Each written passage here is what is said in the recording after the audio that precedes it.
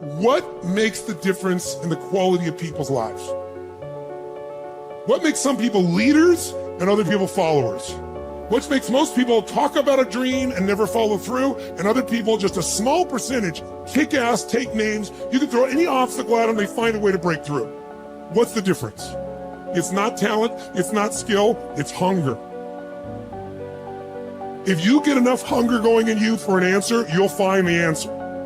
If you get a hunger enough inside of you that says, I gotta take things to a next level, I gotta achieve, I gotta make a difference, I gotta expand, you will find the answer. People's intelligence will expand if they got enough hunger. But if you got everything and you're not hungry, you're not gonna have much. The super successful don't stop once they hit their targets. They simply reset and go again. Anytime you stop reaching for massive success, the next thing, you start settling in. That's when you start having problems. The comfort zone is dangerous. When you're comfortable, you are most dangerous. You should never feel comfortable. You should be happy and dissatisfied.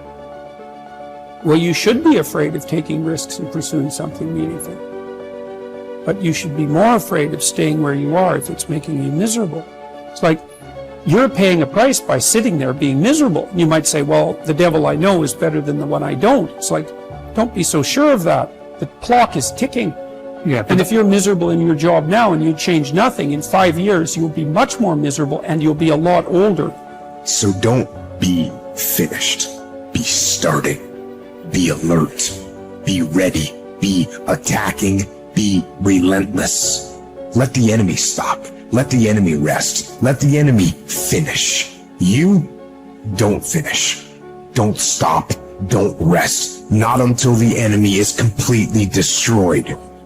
You are excellent. Now stop playing small. You are excellent. Stop playing small. You are excellent. Stop taking the hand that they dealt you. Take ownership. If you can get all A's in the class, do it. You don't need nobody to give you $50, $100, no pair of shoes, take you on no trip.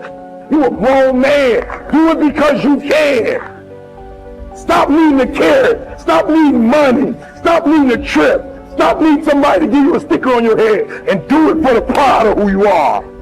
Do it because you can. I don't care what your friends are doing. When you leave, what you fighting for? What's your legacy? What you gonna do? You say you a champ, but do you practice like a champ? You say you a champ, do you fight like a champ? You say you a champ, do you have the mentality of a champ? You have to hustle. You have to get going. Get up out of your seat and move. You have to take massive action. It's hard, it sucks, it can sap you of your mental and physical energy, but you need to get going and get up after those things that you want. No one's gonna do it for you. Work on yourself every day. Get better, improve, learn, extend yourself, push yourself out of your comfort zone. Push the boundaries that you're accustomed to. That's the only way to grow as a person.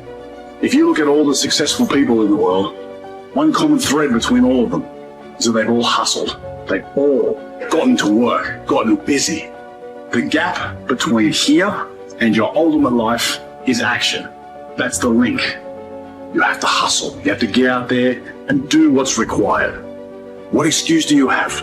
What reason do you have not to? Turn this video off, get out there, and get to work. One of the things you have to understand about life is everything changes and everything ends. And that kind of sounds heavy on the front end, but it's a truth. If everything changes and everything ends, number one, it should make you appreciate what you have right now. And then my view is what's next is always better. If I make it so, it's my job to make it so. And so I think, for me, I look at it and say, when you said genius is a young man's game, I think that's total bullshit.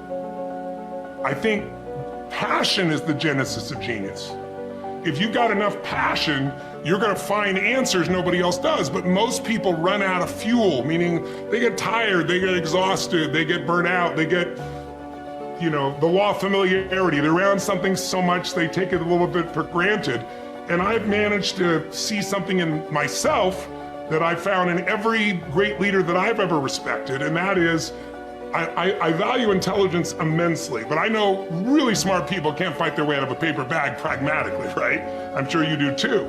What I see as the one common denominator of people that are successful over a lifetime is the sustained hunger. Hunger is the number one factor. When I see somebody, I don't care what age they are, I don't care what their background is, if they're hungry to improve, to change, to make something happen. I mean, if you look at Richard Branson, he's as hungry today in his late 60s as he was at 16 years old in that crypt starting Virgin. You know, you look at my buddy Mark Benioff, you know, he's I think in his early 50s right now. Mark is more hungry today than when I knew him 12, 14, 15 years ago when he was first coming up with the idea of, he went to one of my seminars over and over again, the UPW, you know which one. And he went there like 4 or 5 times and he was sitting in the front row, he's a tall guy, introduced himself and said, "You've convinced me, I'm gonna leave this company I work for as an employee here, and I'm gonna go start this new company called Salesforce.com. Wow. And he says, "Tony, we're gonna do $100 million in business, and we're gonna change business." Now he's doing whatever, 30 billion right now. but it's because he hasn't lost the hunger. And I think the law of familiarity is what destroys a relationship. You get around somebody enough, you love them, but you don't have the same passion, same aliveness.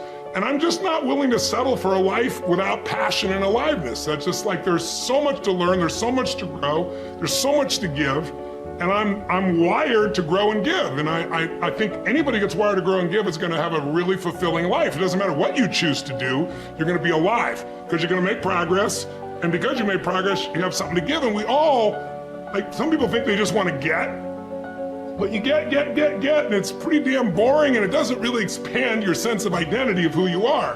But if you're constantly growing and then taking what you learn, you're so excited about it, you share with other people and their life gets better, whether that be software you make or dresses you design or, you know, something you do in the health space that really gets people to enjoy their food while they're eating well.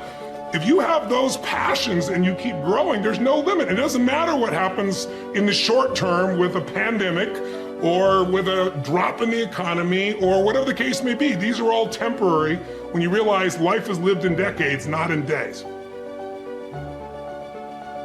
There are no right things to do in life.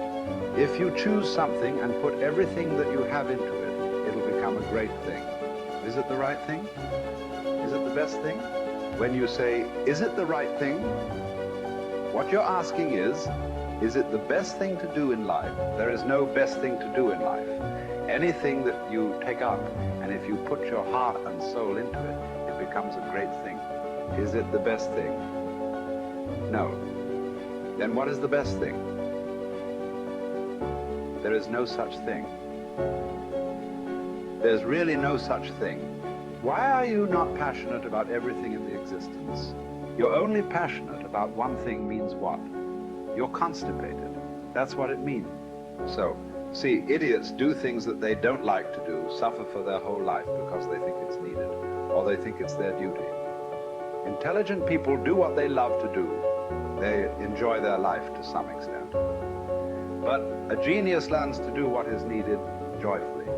That's when your genius flowers, because it's no more about you. Now there's a limitless way of looking at life. So every aspect of this rally, or many other things we have done, I don't even have to tell people that this must happen, this must happen, this must happen. A few things, yes. The rest of it, I just make it up in my mind. I know it must happen. And it will happen. Not because I'm exercising my will over the world, because I'm just fulfilling the will of the world, that's all.